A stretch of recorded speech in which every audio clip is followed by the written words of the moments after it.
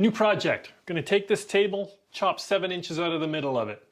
Let's see how it goes. Now first, let me get it up on the bench and upside down so we can see the understructure. So first I noticed the sticker. It is made in Taiwan. You know, that caught me by surprise because I would have said this is red oak. I mean, would they really take red oak and ship it to Taiwan and build it there and ship it back? I suppose they could, but I think it's probably more likely that it's just stained to look like red oak. Doesn't really matter. So because of the round end, we're gonna cut the tabletop in the middle and then we're gonna splice it back together. That's what the client is expecting and they're okay with that. But I don't want to cut these with that, and I don't think I need to because I see there's screw holes there, so it looks like this rail is attached along, and I'm hoping it's not glued because then I can just take this off and then the rail I can just cut at the end, and that way the railing will stay continuous. The legs also, they're just screwed into place. I can take them off, and inside the leg, there's bolts inside the leg, so this center stretcher is also bolted into place. So hopefully I can just take this stretcher out and also cut a chunk off the end. So I think this should be pretty straightforward. Let's see. First thing I'm going to do is I'm going to trace these mounts so that I can make sure that I put the legs back in the same position. I'm going to label it A so they know where those go. Get these screws out, save all the hardware. Oh yeah, no glue. Awesome. So there's the bottom of the top. They got these little mounting brackets, so yeah. And now the railing. Try a few taps.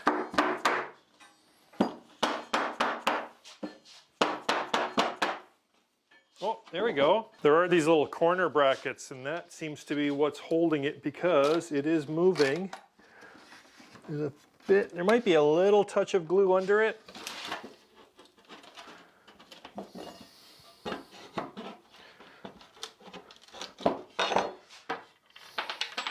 There we go.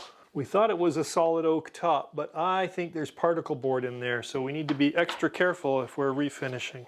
On this side, I found these blocks a little bit of a pain to take off. They were a bit splintery, so on the other side, I'm going to see if I can loosen them before I take off. Oh, that's tough. They're in there deep. Oh yeah, that's better. Chop chop time. Before I go any further, I'm putting on a new sharp blade. This one's pretty new and I've recently cleaned it, so it's really sharp and it's also a thin kerf blade. I want the cleanest cut possible. Let's just put it that way.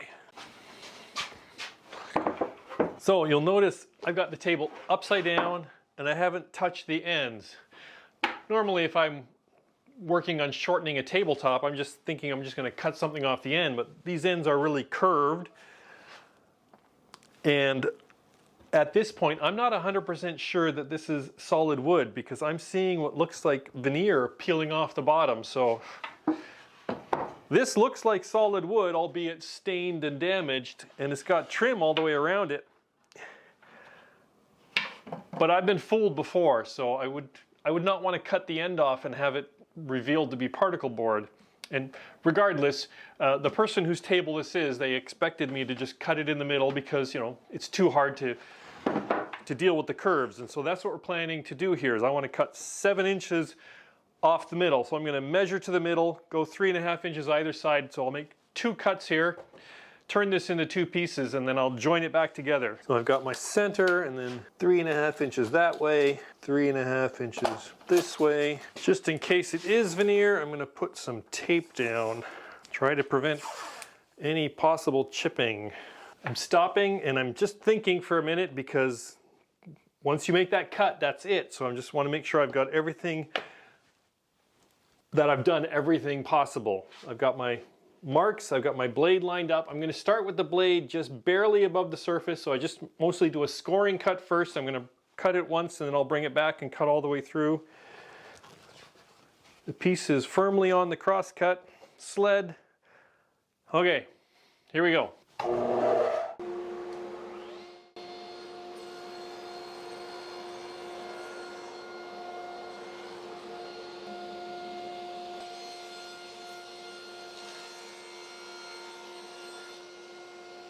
Well, that's a nice clean cut, but it is particle board. This is not solid wood. It looks like they put a solid wood edging on and then they veneered the entire bottom. And then I think they must have veneered the top too, because there is no seam here. That's fascinating. So here's a little close-up. If you look at the top of the piece, like there's no seams here, and yet if you look at the edge, there should be a seam right there, but there is no seam. So that's why I think they put a veneer right over the whole top, and then the same on the bottom. If you look at the bottom, there should be a seam here, but there's no seam here, so they put a veneer on the bottom also over top of this solid wood pieces on either side. So there we go. Get rid of that. The new top is going to be like that. Couple of teeny little chips there, which I'm thinking we will be able to hide when we refinish the top. I'm going to use my Dowel Max jig now to drill some dowel holes so that I can have alignment pins to make sure these two tops will connect properly flush. That's one, now the other one. Put a couple of dowel pins in there for a dry fit, and it goes together nice and flush. I want to glue it together top down so that I can continue working on the bottom structure, and also so I can make sure it's nice and flush. So it's going to be difficult to clamp because it's curved. I've got one clamp that's big enough to go across the end. I think I better practice.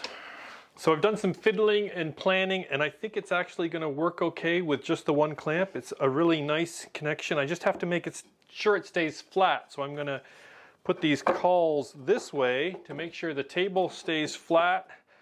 And if necessary, I'll put some clamps here and then clamp the clamps. But I don't think it's going to be necessary. So I'm going to put a little dab in each dowel hole, and then I use a toothpick to smear it around the sides. And then let's pop in a dowel. I don't really need the dowels for strength. These are to align and make sure the top is lined up. And on this side, I'm going to spread some glue. I'm not that worried about glue squeezing out because we're going to be refinishing the top. Though, since now I know it's a veneer, I'm going to have to be careful with sanding. So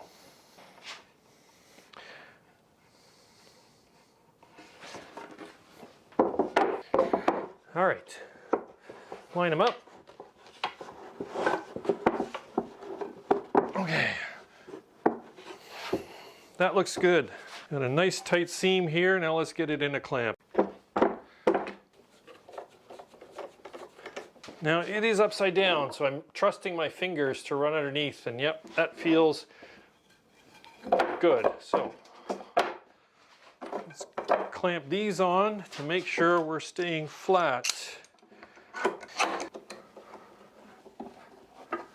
And I let it dry overnight. With it out of clamps, I'm going to take the rails and I'm just going to line them up and take marks directly off the piece. No need to mess with a tape measure. So it fits in here lovely. However, you'll notice the screw holes for fastening to the tabletop. There should be one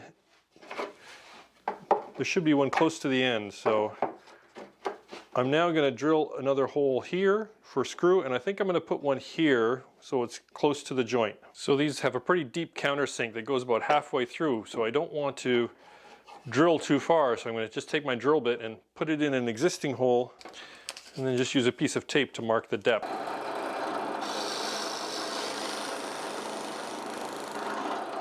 And then I'm going to use these new holes that I drilled to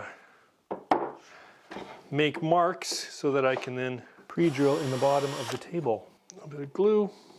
And on this side, the holes can go right back in the same hole. But on this side, that's the new hole.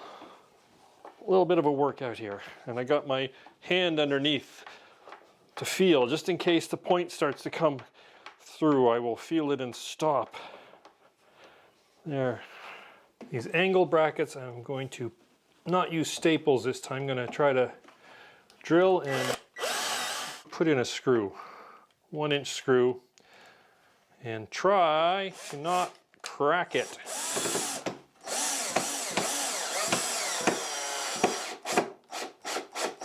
Okay, the top looks like it's in good shape, so now I'm going to work on the legs, and I'm going to start with taking them apart.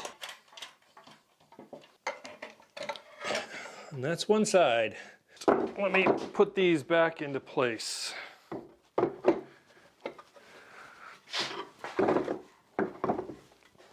And then I can use that to measure what needs to be cut off.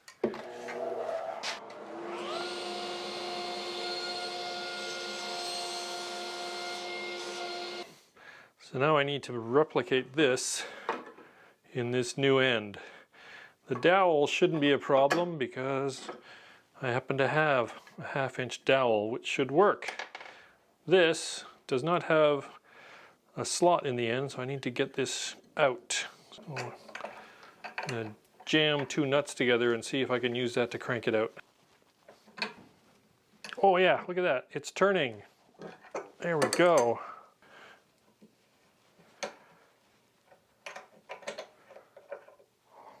There we go. Awesome. Again, I'm using my doweling jig this time with a 1/2-inch drill bit. I've got it lined up. I'm just using the jig to help me guide it vertically. So you probably could just do this on a drill press or with another jig. For the bolt, I'm going to just freehand it, just stay vertical.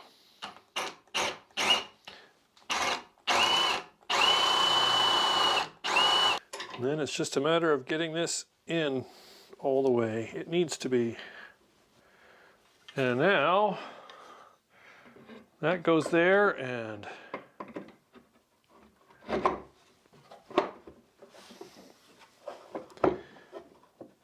that goes there. Should be just a matter of getting it bolted back into place.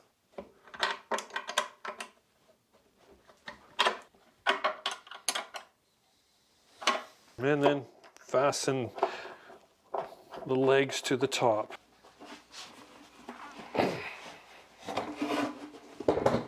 That turned out pretty good, but now the table needs stripping.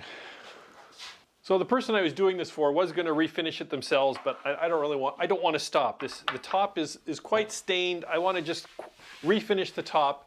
And I practiced already on this. This is the piece that was cut out of the middle. And this is something new to me. I'm trying these new 3M extract discs. I've heard about them. They're supposed to be really good.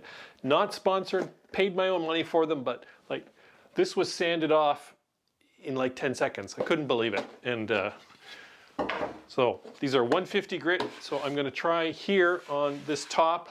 Again, there's a veneer here, so I want to be really careful. So we just want to strip this down and then put on a new coat of finish.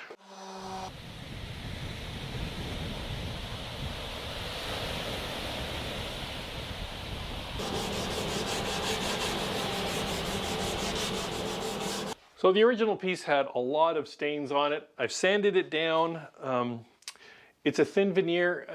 I don't think I can do anything else. I consulted with my wife, who's the artist, and we are going to go with English chestnut Minwax number 233. That's what I'm going to go on top for stain, and then after that polyurethane.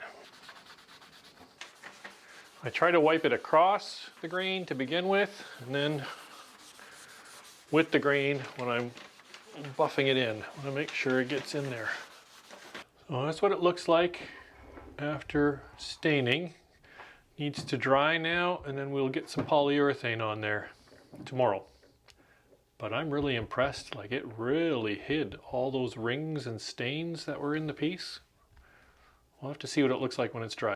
I let it dry overnight, and I brought it down off the table just so it's a lot easier to get a look at.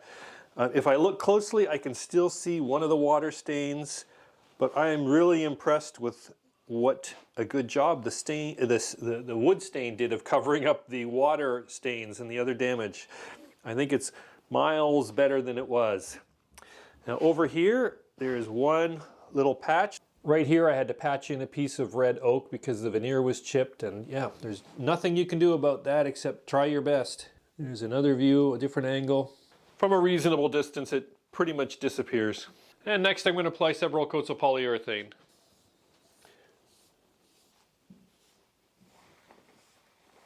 And that's 4 coats of polyurethane. Here's the seam where I cut this chunk out of the middle. I think it looks pretty good. And there's no seams anywhere on the understructure because like this came out of the end. These came out of the end, one like at this end of the upper and the other one from the other side. So there are no seams that weaken this. This was not refinished at all. This is just the original. I just refinished the top because that really needed it. And so that's how I cut this table in half. See you next time.